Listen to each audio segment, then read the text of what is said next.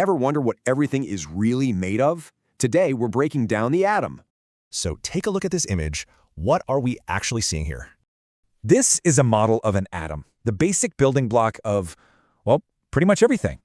Okay, let's peel back the layers on this thing, starting from the outside.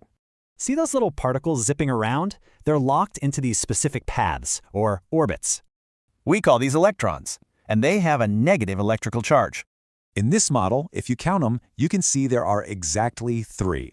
So, what are they orbiting? Let's zoom right into that glowing core. This bright, packed cluster is the nucleus. It's basically the atom's command center. And a super powerful force binds it all together, packing it with immense energy. But if we look even closer, you'll see it's not just one solid piece. Nope, it's actually made of 2 different kinds of particles, all crammed together. We've got protons, which you see here in red, and then neutrons in gray. And here's the key. Protons have a positive charge. Neutrons, they're neutral. So protons and neutrons form the nucleus, and the electrons just orbit around it. And all together, these tiny, tiny particles create one stable, complete atom.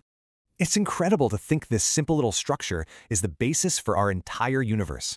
But here's the really wild part. An atom is actually over 99.9% empty space.